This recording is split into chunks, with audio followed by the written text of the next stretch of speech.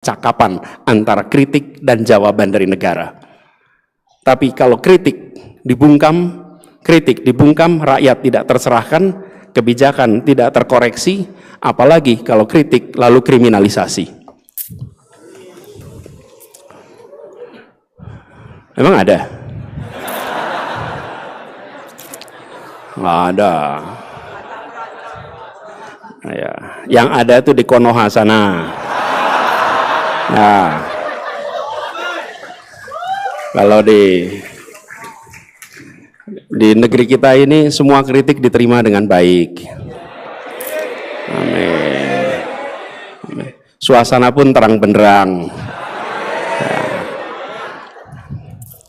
Nah, nanti ada yang panas lagi di sana. Tapi ngomong soal panas ini, saya jadi ingat ada orang bijak yang pernah mengatakan begini. Ini soal ketersinggungan dan tidak tersinggung itu. Ada orang bijak pernah bilang begini. Air laut itu nyaman di kaki. Kalau kita berdiri tepi pantai, terkena air laut, itu sejuk sekali, enak. Tapi kalau kaki kita luka, air laut itu perih sekali rasanya. Kalau terkena begitu, jangan salahkan air laut. Perbaikilah lukamu di kaki itu. Enggak, saya enggak nyuruh pulang. Kasihan betul mereka suruh pulang sekarang ini. Mereka lagi kerja. Saya malah katakan begini, Indonesia ini kekurangan orang di gelanggang internasional. Kita semua jago kandang. Alhamdulillah. Alhamdulillahilladzi arsala rasulahu bil huda wa dinil haq liyudhhirahu 'ala dini kullihi wa kafa billahi syahida. Asyhadu an la ilaha illallah wa asyhadu anna Muhammadan abduhu wa rasuluh.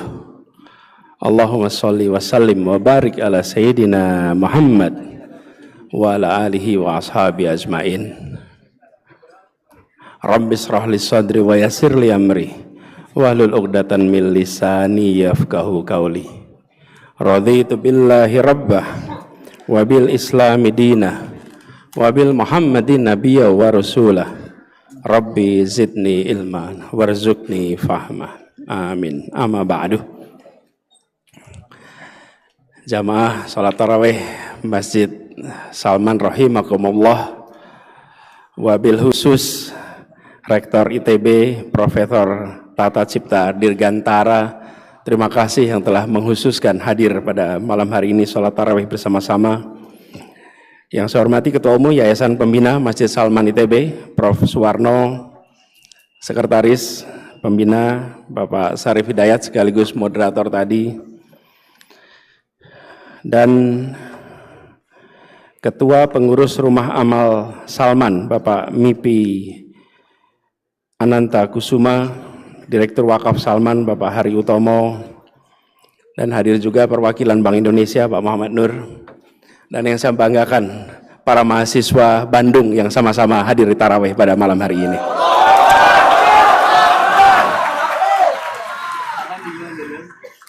Alhamdulillah, senang sekali bisa kembali ke Bandung, apalagi kembali ke Masjid Salman ini. Masjid perjuangan yang jejaknya dicatat dengan tinta emas dalam pergerakan kemahasiswaan, dan alumni-alumninya banyak mewarnai Indonesia hari ini. Insya Allah ke depan lebih banyak lagi alumni yang mewarnai dari Masjid Salman ini. Malam ini saya bersyukur bisa kembali ke Masjid Salman, dan tadi sudah sama-sama kita sholat tarawih. Nampaknya agak penuh ya malam ini. Dari luar sana agak panjang perjalanan tadi. Dan saya ini pertama kali Pak, kembali lagi setelah bertahun-tahun. Dulu saya sering datang ke sini ketika masih aktif di mahasiswa.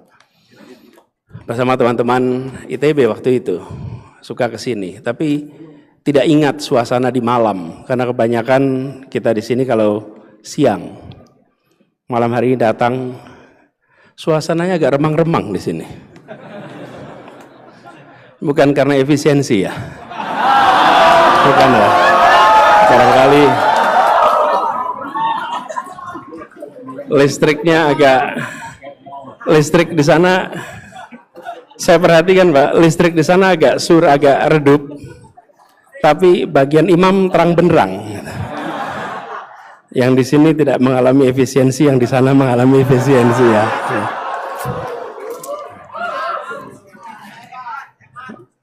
Saya bersyukur juga bahwa kembali ke Salman ini mengingatkan kita bahwa masjid sejak zaman Rasulullah dulu bukan sekedar tempat sujud dan doa.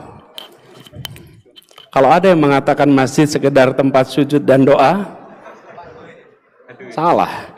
Masjid ini adalah tempat tentang gagasan keadilan dibicarakan.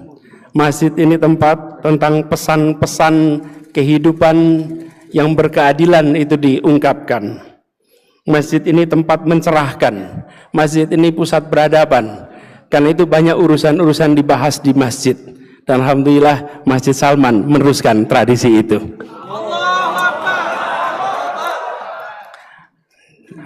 Karena ada yang protes.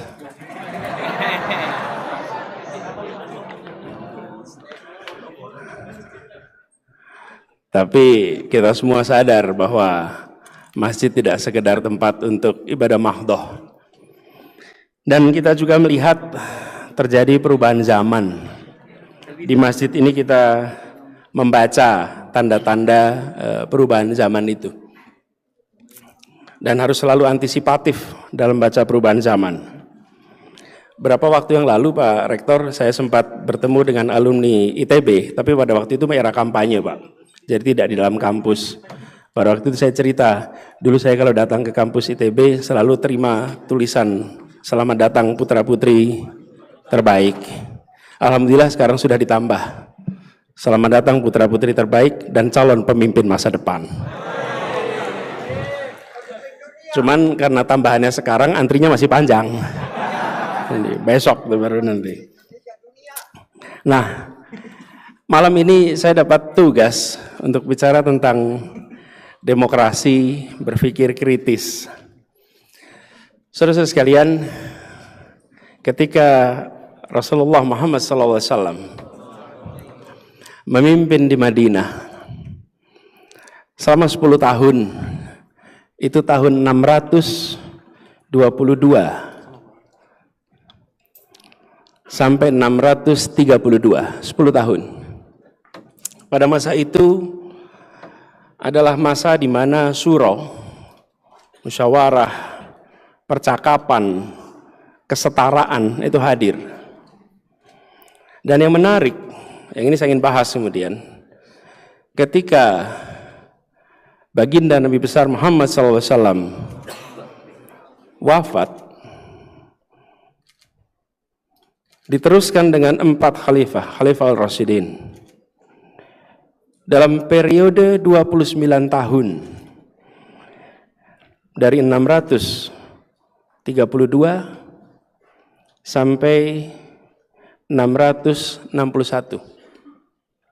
Selama 29 tahun itu, ditambah 10 tahun, kita menyaksikan sebuah jalannya tata pemerintahan yang berbeda dengan dimanapun di muka bumi pada zaman itu. Pada zaman itu, pergantian kekuasaan ditandai dengan pertempuran. Pergantian kekuasaan ditandai dengan kemenangan dengan kekerasan. Dan di masa 39 tahun itu, proses pemerintahan dijalankan dengan kedamaian, dengan institusi, dengan pelembagaan musyawarah. Bahkan penentuan kepemimpinan pun berdasarkan proses musyawarah. Keempat khalifah tadi dipilih menggunakan musyawarah. Cari di masa itu di seluruh muka bumi mana yang pernah mengadakan proses musyawarah seperti itu kecuali di Madinah. Hari ini kita memberikan label, pada masa itu belum ada terminologinya. itu sebuah proses yang hari ini disebut sebagai demokratis. Itu sebuah proses di mana ada kepastian hukum, ada ketetapan hukum, di mana khalifah pun bisa berdiri di depan hakim, dan hakim pun banyak kisahnya menyatakan khalifah salah ketika dituntut oleh rakyat. Itu adalah periode di mana ada demokrasi, yang hari ini kita sebut istilahnya demokrasi. Di masa itu pergantian kekuasaan dengan kekuatan fisik, dengan kekuatan senjata. Di masa itu 39 tahun disebut sebagai masa keemasan, dan pada waktu itu praktek demokrasi dikerjakan. Sayangnya tidak berkelanjutan. Sesudah itu sistem lebih tradisional kembali. Yang satu dengan prinsip menggunakan rujukan Bani Hashim, yang satu dengan prinsip keturunan Rasul. Satu kita sebut Sunni, satu kita sebut Syiah. Ini adalah sebuah contoh bagaimana demokrasi pernah hidup dan dijadikan rujukan. Sehingga bagi umat Islam sebenarnya menjalankan proses demokrasi itu bukan hal yang baru. Justru umat Islam yang mempraktekkan pertama dan menunjukkan pada dunia bahwa demokrasi bisa dijalankan dan demokrasi berdampak pada kesejahteraan. Periodenya 39 tahun itu. Nah, sekarang di Indonesia kita sedang menjalani proses demokrasi. Tentu sejak tahun 661 sampai sekarang sudah ada perjalanan amat panjang, banyak modifikasi, banyak hal-hal yang baru, banyak komplikasi. Bahkan kalau kita lihat jumlah penduduknya pun hari ini sudah makin besar, sistem demokrasi pun mengalami banyak sekali pertumbuhan. Tapi harus kita ingat bahwa demokrasi ini bukan sekedar soal sistem pemerintahan, tapi demokrasi ini soal ekosistem, di mana salah satu kunci adalah masyarakat. Masyarakat yang terdidik, masyarakat yang tercerahkan, masyarakat yang peduli. Tapi jika masyarakatnya apatis, masyarakatnya terjebak dalam fanatisme, enggan berpikir kritis, maka ekosistemnya bisa sakit, demokrasinya bisa layu. Ada seorang yang pemikir terkenal namanya Alexis Tocqueville pernah mengatakan bahwa demokrasi itu sering tidak hancur dari serangan luar, tapi demokrasi itu malah hancur dari kerusakan sendiri ketika kita semua tidak peduli terhadap kebebasan dan keadilan. Hari ini rasanya kita peduli, tapi belum tentu kepedulian kita direspon. Seringan itu yang jadi masalah. Karena itu kita semua harus lebih sering untuk terlibat.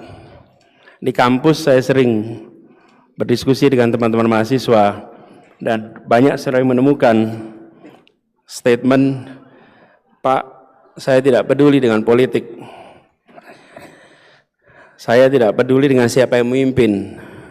Saya tetap kerja, saya tetap cari nafkah seperti biasa. Toh ganti pemimpin, ya hidup saya begini-begini saja." Rasanya enggak ya. Ganti pemimpin UKT bisa naik.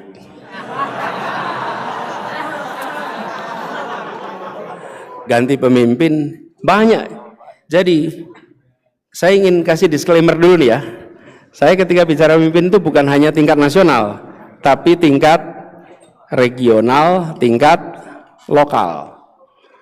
Dan itu artinya kalau kita mengeluh soal kemacetan, ini bukan soal kendaraan, ini soal kebijakan sistem transportasi. Dan kebijakan adalah keputusan politik. Ketika bicara pemimpin itu bukan hanya tingkat nasional, tapi tingkat regional, tingkat lokal. Dan itu artinya kalau kita mengeluh soal kemacetan, ini bukan soal kendaraan, ini soal kebijakan sistem transportasi. Dan kebijakan adalah keputusan politik. Ketika kita bicara tentang harga pangan yang naik, maka ini bukan soal harga satu komoditi, tapi ini soal kebijakan tata niaga. Ketika kita mengeluhkan soal sistem pendidikan, maka ini bukan soal guru dan sekolah, tapi ini soal kebijakan pendidikan. Banyak sekali yang hulunya itu pada kebijakan, dan kebijakan adalah keputusan politik.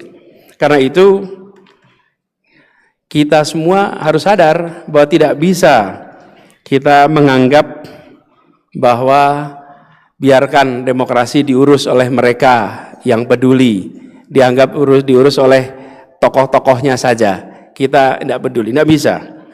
Karena justru demokrasi itu diurusnya oleh kita semua. Rakyat kebanyakan yang berpartisipasi itu yang menentukan arah demokrasi kita. Caranya bagaimana? Mengawasi, mengkritik, mengusulkan, membantu, dan terlibat dalam pengambilan keputusan. Jadi bagi mahasiswa teknik, jangan serahkan urusan politik itu pada anak sosial dan hukum saja. Mahasiswa teknik jangan menganggap ini urusan mereka yang bidangnya sosial politik. Kenapa? Karena dalam prakteknya semua harus memiliki kemampuan untuk mempertanyakan, menguji, mencari bukti tentang apa yang menjadi dasar dari kebijakan. Walaupun ITB udah jelas, banyak alumni yang insinyur tapi terlibat politik, termasuk jadi gubernur di Jakarta.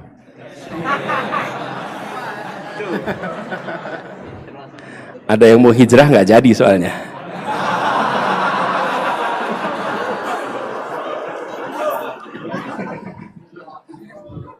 Ya, di Jakarta seringkali perlunya yang ansor gitu. Kalau muhajirin belum tentu diterima di sana ya.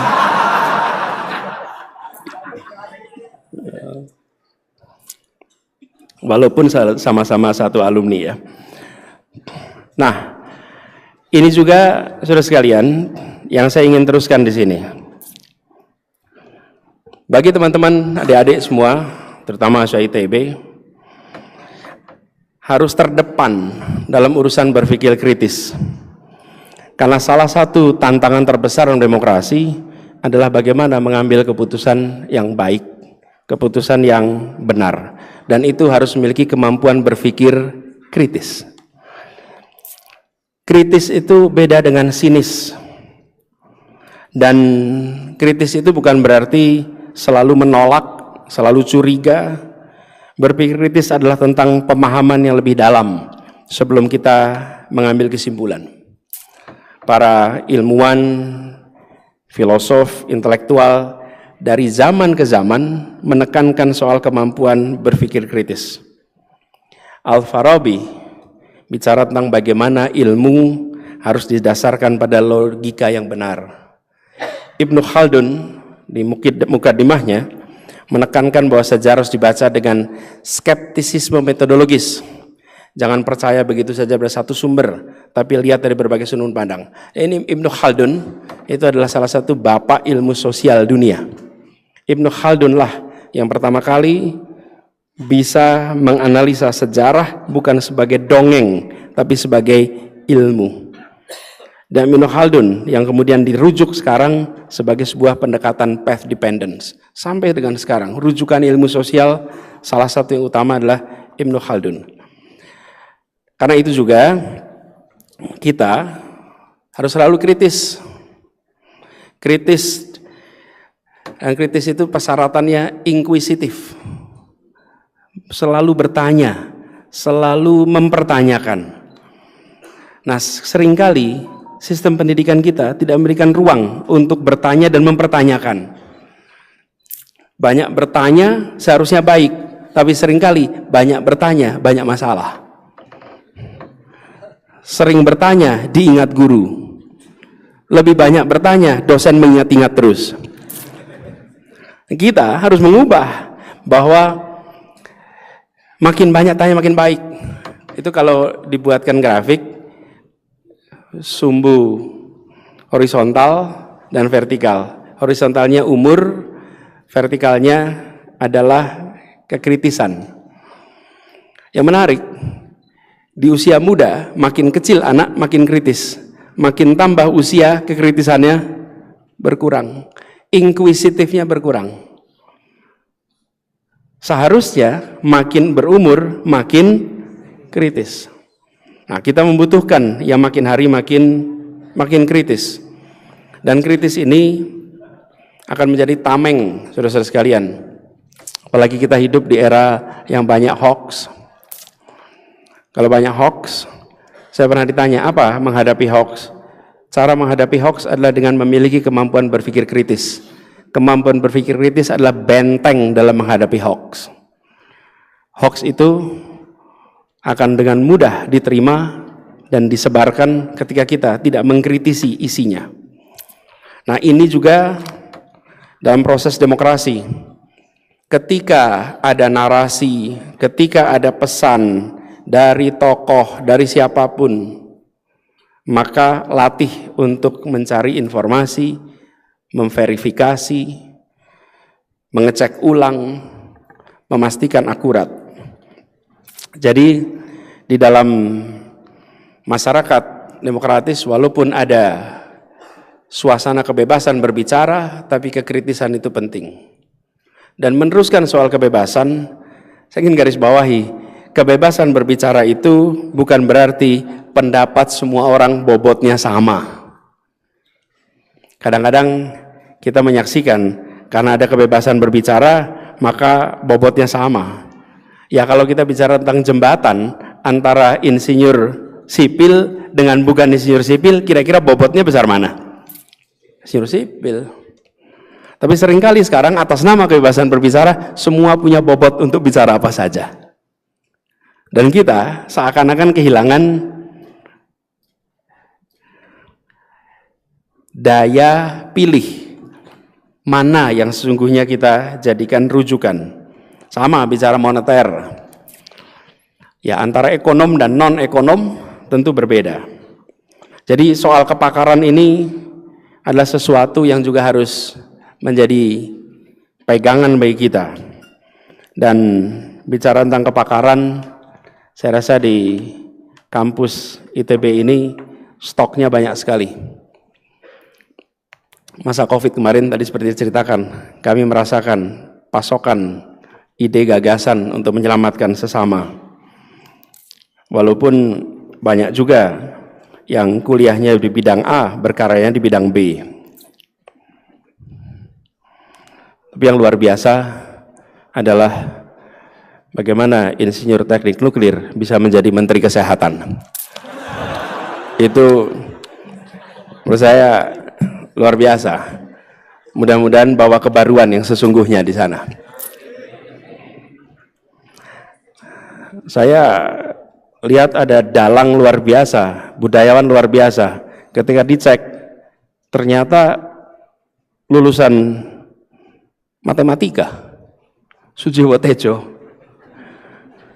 Itu juga pengalaman saya ketika masih kuliah, menjemput seseorang yang dulu aktif di Masjid Salman, namanya Bang Imaduddin Abdurrahim. Saya selalu ceritakan ini berkali-kali. Saya itu taunya Bang Imad dari buku kuliah Tauhid. Jadi membayangkannya Bang Imad itu seorang ulama. Ternyata ketika baca riwayatnya insinyur elektro. Jadi pas beliau memberikan ceramah di Jogja, kira-kira kayak ginilah ceramahnya. Saya bagian tugas menjemput. Sebagai struktur kepanitiaan bukan yang penting. Yang penting itu ketua panitia Ramadan. Itu tenar, terkenal, dan yang menonjol. Saya bagian seksi transportasi. Tapi seksi transportasi yang ngobrol paling banyak sama penceramah. Dari mulai jemput di bandara sampai ngantar kemana-mana. Lalu saya tanya Bang Imad, saya ini baru tahu kalau Bang Imad itu adalah insinyur listrik. Gimana ceritanya? Cerita. Waktu beliau masih SMP kalau tidak salah, di Sibolga ada peresmian bendungan bukan Sibolga, Asahan. Di Asahan, bendungan Asahan. Nah, pas peresmian Bendungan Asane itu yang meresmikan Bung Hatta. Jadi anak-anak muda, laki-laki, dari kampung itu semuanya datang. Ini tahun 50-an, belum ada TV, radio masih minim, jadi semuanya pengen datang, ingin lihat wajahnya Bung Hatta. Seperti apa wajah wakil presiden asal Sumatera itu. Oh, semua orang Sumatera pengen lihat waktu itu. Datang, lalu Bung Hatta pidato di situ. Nah, dalam pidatonya, Bung Hatta bilang begini kira-kira. Di masa depan, Indonesia akan membutuhkan banyak lagi bendungan-bendungan seperti ini. Karena Indonesia membutuhkan energi listrik yang banyak sekali. Dan Indonesia di masa depan membutuhkan banyak sekali insinyur-insinyur listrik. Kata Bang Imad, semua anak pulang ke kampung pengen jadi insinyur listrik. Kenapa? Karena kata Bung Hatta itu yang dibutuhkan oleh Indonesia ke masa depan. Apa yang menarik dari fenomena ini? Tidak ada orang yang mendengarkan pidato Bung Hatta dan berpikir negatif. Begitu Bung Hatta bilang kita butuh insinyur listrik, semua mengatakan, saya dengar, saya jalankan. Saya akan jadi insinyur listrik. Itu yang disebut sebagai kepercayaan tanpa syarat. Percaya pada Bung Hatta tanpa syarat. Orang ini berintegritas. Tidak ada yang pulang mikir, kira-kira adiknya punya kontraktor kontraktor listrik gak ya gitu. Adiknya mungkin kontraktor untuk pengembangan waduk gak ya gitu. Nah ada. Nah ada. Apa martabak? Enggak lah martabak. Jauh itu sih. Ya. Jadi tidak ada yang terpikir bahwa Bung Hatta itu sedang membawa kepentingan pribadi. Tidak ada. Ini yang harus dikembalikan di Republik ini. Integritas menjadi bagian yang bersenyawa dengan pemimpin-pemimpin yang ada di Republik ini. Sehingga ada kepercayaan. Karena kalau ada kepercayaan itu, orang mengikuti. Jadi Bang Imad berangkatlah ke Jakarta, berangkat ke Bandung, ingin jadi insinyur listrik. Karena alasannya sederhana, ikut Bung Hatta. Sudah sampai di sini kuliah ternyata kurang cocok. Nah, itu soal lain. Tapi kan beliau terinspirasi dan tidak tahu itu berapa banyak itu yang terinspirasi. Sama, saya pernah ketemu Pak Habibie. Saya tanya Pak Habibie, Pak Habibie kenapa belajarnya aeronautics? Waktu itu saya SMA kelas 3 dapat kesempatan wawancara. Saya wawancara Pak Habibie. Dan Pak Habibie bilang, sebelum kami berangkat ke Jerman, kami dikumpulkan di Bogor. Di Bogor itu Bung Karno pidato di depan anak-anak yang mau berangkat. Kalian semua harus menjaga persatuan Republik ini. Tanah dan air kita, rakyatnya harus dijaga persatuannya. Dengan cara apa? Kalian belajar ilmu transportasi udara dan transportasi laut. Karena itulah yang akan menjahit rasa persatuan di rakyat Indonesia. Dan semua belajar itu. Kenapa? Karena itulah yang dikatakan pemimpin. Ini contoh pemimpinnya visioner. Punya gagasan.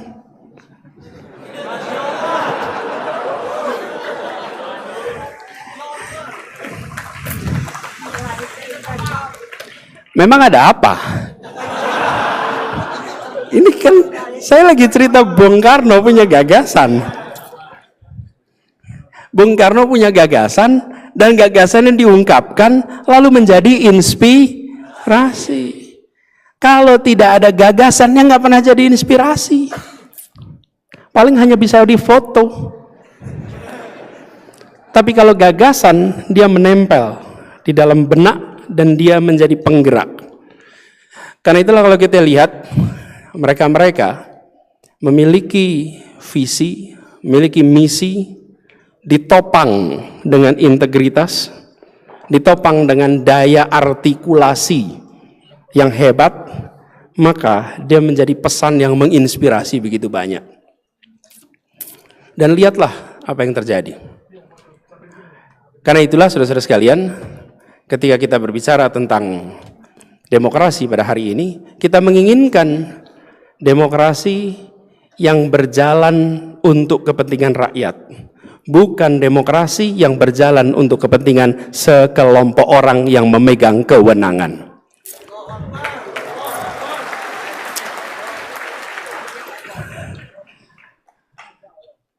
Pemegang kekuasaan adalah rakyat, pemegang kewenangan adalah yang dipilih oleh rakyat. Jadi jangan pernah merasa saya sedang berkuasa, bukan. Saya sedang berwenang, bukan sedang berkuasa. Dan rakyat adalah penguasa yang sesungguhnya. Ini yang harus kita sadari sama-sama. Dan di dalam proses demokrasi ini, maka pemegang kekuasaan, rakyat, harus berani mengkoreksi, harus berani mengatakan kepada pemegang kewenangan, Anda kami pilih, Anda kami berikan kewenangan, maka Anda harus bekerja untuk kepentingan rakyat. Dan kalau tidak bekerja untuk kepentingan rakyat, maka pemegang kekuasaan harus menggugat.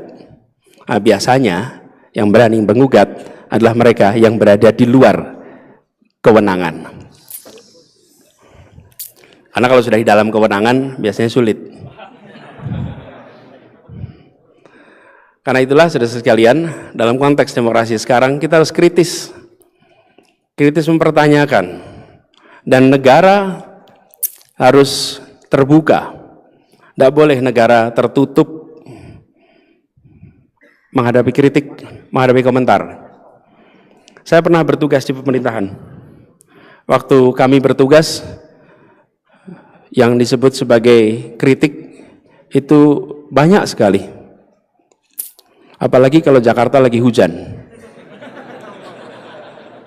Ramainya luar biasa. Tapi sikap kita harus adalah terbuka dan menjawab. Kenapa? Terus sekalian, ini bagian dari usaha mencerdaskan kehidupan bangsa. Ketika kebijakan dikritik, maka dijawab. Dikritik lagi, dijawab. Dikritik lagi, dijawab. Apa yang terjadi? Semua yang menyaksikan perdebatan itu antara kritik dan jawaban, mereka akan mendapatkan pencerahan dari percakapan antara kritik dan jawaban dari negara. Tapi kalau kritik dibungkam, rakyat tidak tercerahkan, kebijakan tidak terkoreksi, apalagi kalau kritik lalu kriminalisasi. Emang ada? Nggak ada. Ya, yang ada tuh di Konoha sana. Nah, kalau di negeri kita ini semua kritik diterima dengan baik. Amin. Suasana pun terang benderang. Nah, nanti ada yang panas lagi di sana. Tapi ngomong soal panas ini, saya jadi ingat ada orang bijak yang pernah mengatakan begini. Ini soal ketersinggungan dan tidak tersinggung itu. Ada orang bijak pernah bilang begini, air laut itu nyaman di kaki. Kalau kita berdiri tepi pantai, terkena air laut, itu sejuk sekali, enak. Tapi kalau kaki kita luka, air laut itu perih sekali rasanya. Kalau terkena begitu, jangan salahkan air laut. Perbaikilah lukamu di kaki itu. Jadi kalau ada yang merasa tersinggung, maka sesungguhnya kakinya sedang luka. Obati kaki itu. Jangan salahkan air laut, kata orang bijak. Dan mudah-mudahan kita semua bijak.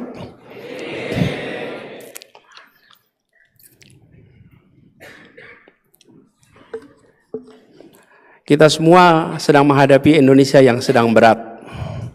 Dan hari-hari ini banyak saudara-saudara kita sedang menghadapi bencana alam akibat banjir. Kita doakan mereka diberikan kekuatan, ketabahan, dan segera bisa bangkit kembali setelah mengalami bencana musibah banjir. Banyak di Jawa Barat, di Jakarta, Banten, dan sekitarnya yang hari-hari mengalami banjir, longsor, dan lain-lain. Tapi juga kita sedang mengalami kesulitan ekonomi yang luar biasa. Kondisi perekonomian kita sedang melemah. Dalam situasi seperti itu, saudara sekalian, kita tidak boleh terjebak dalam pesimisme. Kita harus selalu menjaga optimisme itu. Bangsa Indonesia sudah mengalami suasana naik turun, dan kita selalu bisa melewati berbagai macam tantangan. Karena itu, jangan kita terbawa dengan pesimisme. Kita harus dorong optimisme itu. Bahwa yang dikerjakan pemerintah disetujui apa tidak, itu soal kebijakan. Tapi bangsa ini tidak boleh terjebak dalam pesimisme. Kita harus terus menghidupkan optimisme, karena optimisme itu adalah akar kekuatan bangsa Indonesia. Dan kita percaya bahwa kita akan selalu bisa melewati semua tantangan itu. Doa kita tidak pernah berubah. Setiap tantangan yang diberikan kepada kita, pasti kita sanggup. La yukallifullahu nafsan illa usaha. Jangan berikan beban yang kami tidak mampu untuk memikulnya. Sehingga ketika kita mendapatkan beban seperti ini, kita yakin bahwa Allah Subhanahu wa taala pasti sudah menakar kemampuan kita. Jadi jagalah optimisme itu. Selalu ada jalan keluar. Di dalam setiap kesulitan ada kemudahan. Ini bukan dalam setiap kesulitan, sesudah kesulitan ada kemudahan, dalam kesulitan ada kemudahan. Itulah sebabnya kita harus jaga optimisme itu, apalagi anak-anak muda. Anak-anak muda adalah penjaga api optimisme itu. Walaupun di sosial media ada hashtag kabur aja dulu. By the way, saya 2 minggu lalu ke Qatar. Di Qatar ketemu dengan banyak sekali insinyur-insinyur Indonesia. Dan banyak insinyur-insinyur Indonesia itu adalah alumni dari ITB. Pas rame-ramenya kabur aja dulu. Ketemu mereka. Lalu saya katakan pada mereka, Anda, enggak, saya enggak nyuruh pulang.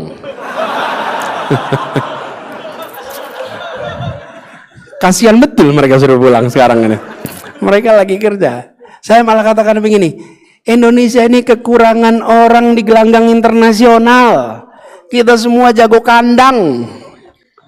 Kita semua jago kandang. Dan kita ini kalau ada yang mau ke internasional, enggak nasionalis lu. Kapan republik ini akan maju? Kita coba datang ke World Bank, India, Filipina, Cina, Jepang, berderet. Mana Indonesia? Datang ke lembaga-lembaga internasional, berderet, PBB, semua. Mana Indonesia? Nggak joget lah, kamu gimana? Ini lagi serius ngomongnya. Sebentar. Ya, bentar kita terusin dulu bentar. Ya. Saudara-saudara tahu tidak bahwa PBB itu punya universitas, namanya Universitas PBB. Dan Universitas PBB itu pernah punya rektor yang tidak lulus S1, asal Indonesia, namanya Soedjatmoko. Soedjatmoko itu adalah rektor Universitas PBB dan dia tidak pernah lulus sekolah kedokterannya, tetapi dia mendapatkan doktor honoris causa dari universitas-universitas terkemuka dunia karena kematangan berpikirnya, karena kebijaksanaannya, karena luasnya bacaan. Ketika dia berbicara dalam bahasa internasional, banyak orang yang mendengarkan sambil manggut-manggut. Kenapa? Karena kosakatanya lebih banyak daripada orang aslinya. Bayangkan coba, kalau ada orang bukan Sunda datang ke Sunda ngomong bahasa Sunda yang kosakatanya lebih kaya daripada orang Sunda. Pasti bengong Anda melihatnya. Bener nggak? Iya, itu Soedjatmoko. Memang bukan dokter lewat ujian dokter, enggak.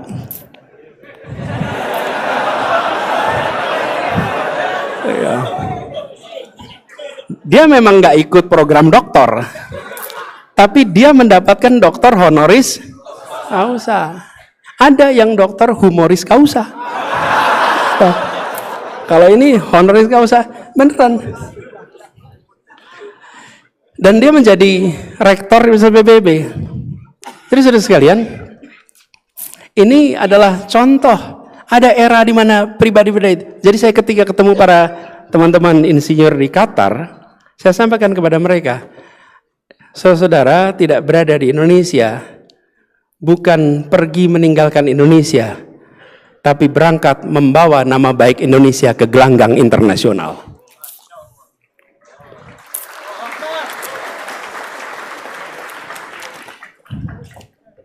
Jadi kita jangan pandang mereka itu, mereka lagi bawa nama baik kita. Ketika dia memimpin rapat dan luar biasa, lalu orang bertengkokan, orang dari mana ini? Oh, dari Indonesia. Lulusan mana? ITB. ITB, di mana itu? Di Bandung. Mau dibilang universitas apa? Institut Teknologi terbaik di Indonesia, gitu kan? Berani nggak disebut itu? Ini contoh. Jadi kita jangan pandang mereka yang pergi itu sebagai melarikan diri, tapi pandang mereka sebagai perwakilan, dan kita butuh lebih banyak lagi. Mudah-mudahan ke depan lebih banyak lagi. Tapi saya ingatkan pada mereka semua, pesawat terbang boleh membawa badan Anda pergi dari Indonesia, tapi hati dan pikiran saya jamin tidak akan pernah bisa meninggalkan Indonesia.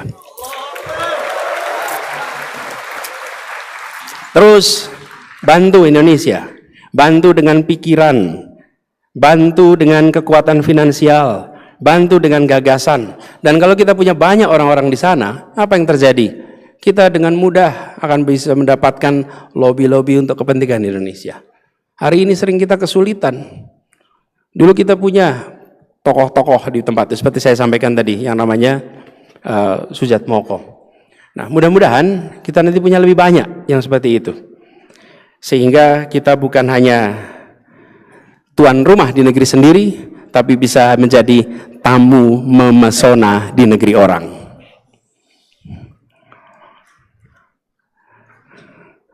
Nama baik kemudian terjaga di situ. Dan saudara sekalian, di dalam suasana ini kita ingin jaga suasana demokrasi ini berjalan dengan baik. Saya usul kepada semuanya, mari kita seringkali lebih dingin di dalam merawat kebersamaan. Perbedaan pikiran selalu ada, perbedaan gagasan selalu ada, tapi jangan kita terbawa dengan kebiasaan untuk cancel, memutuskan, memotong jembatan, memutus jembatan, karena itu justru akan membuat suasana kebersamaan kita ini sulit untuk dijaga. Kita dorong budaya diskusi, budaya deliberasi, belajar memahami, bukan sekedar menang perdebatan. Merangkul untuk mencari kebenaran, bukan sekedar mengukuhkan ego. Dan tradisi itulah yang dijaga di kampus-kampus. Kampus-kampus harus terus menjadi tempat di mana gagasan berbeda diperdebatkan. Kalau kampus hanya menjadi paduan suara yang membawa pesan yang sama, maka kampus tidak lagi menjadi pilar penjaga kemajuan Indonesia. Tapi kalau kampus menjadi tempat di mana perbedaan gagasan dibicarakan dan urusan-urusan besar dibahas dengan keterbukaan, maka itu akan dahsyat. Pesan ini adalah pesan untuk kita menjaga supaya Indonesia terus menjadi bangsa yang memperbaharui gagasan itu. Saya termasuk yang mempercayai bahwa inspirasi gagasan itu tidak muncul dari meditasi. Inspirasi tidak datang dari meditasi. Inspirasi itu datang dari interaksi. Interaksi gagasan, interaksi dengan pikiran-pikiran berbagai pihak. Itulah yang memunculkan inspirasi. Karena itu harus dibuka ruangnya. Saya bersyukur sekali bahwa ITB membuka ruang itu. ITB menjaga ruang itu, dan ini harus dipertahankan terus supaya ke depan kampus-kampus yang merekrut putra-putri terbaik menjadi kampus yang menghidupkan suasana dialog di antara putra-putri terbaik. Saudara-saudara sekalian, banyak tentu yang bisa kita bahas, tapi sebagai pengantar saya akhiri di sini. Nanti ada dialog dipimpin oleh Pak Sarif Hidayat, kita bisa tanya jawab. Tolong tanyanya yang baik-baik saja. Tolong jangan membuat pertanyaan yang merepotkan saya di kemudian hari. Ya, bebas, bebas, bebas. Boleh tanya apa aja. Boleh tanya apa aja. Kan negeri kita negeri demokrasi.